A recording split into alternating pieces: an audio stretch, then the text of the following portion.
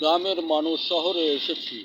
দেখুন, গ্রাম ও শহরের মধ্যে পার্থক্য বুঝি শুধু এতটুকু, ঘরবাড়ি, বিল্ডিং, তালার পর তালা, আর গ্রামে বৃক্ষ আদি ফসলে ভরা। বন্ধুরা আমার, আমরা সকলেই সুনিশ্চিত নিশ্চয়তা করে একটি জিনিস স্বীকৃতি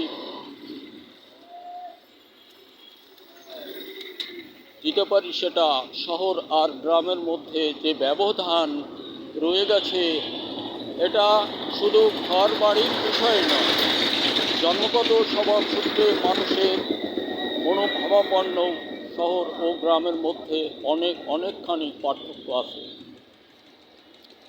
যেমন ধরুন, গ্রামের মানুষ আমরা মাঠঘাট, ফসল, বিভিন্ন পরিবেশের সঙ্গে নিজেদেরকে জড়ানো রাখি। শহরের মানুষগুলো বোধ করি তেমনটা পারে না, কারণ তারা শহরে বাস করে। তাদের ফসলাদি, মাঠঘাট তেমন প্রয়োজন হলেও তাদের বোধগম্যে আসে না, যেহেতু তারা সে পরিবেশে মানুষ নয়।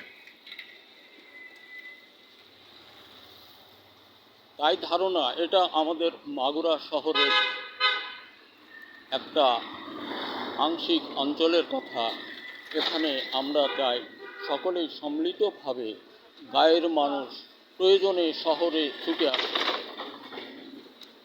আর অনেক সময় দেখা যায় শহরের মানুষ পার্শ্বে 2-5-10 কিলোমিটার দূরে ফসল বা মাঠ পরিদর্শন করেন।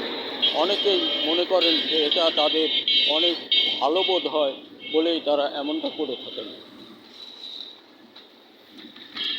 তারপরেও কৃষক বন্ধু, আমরা শহর থেকে বোধ করি অনেক বেশি শান্তিপ্রিয়।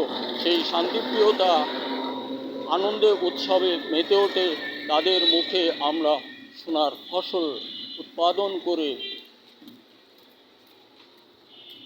সহানুভূতিপূর্ণ অবস্থায় তাদের দ্বার প্রান্তে পৌঁছে দেওয়ার দায়িত্ব আমাদের। এটা আমরা করে থাকি, আগামীতেও করব। বন্ধুরা আমার, সকলেই চেষ্টা পায় শহর বন্দর গ্রামগঞ্জের সমস্ত মানুষ সম্মিলিত প্রচেষ্টায় যেন সুখ সমৃদ্ধে ভরে উঠানো এক দায়িত্ব বহনকারী আমরা সকলেই হতে পারি। ধন্যবাদ। দেখা হতে পারে আবারও কোনো দিন শহরের মাঝ দিয়ে কোনো ভিডিওতে। ধন্যবাদ।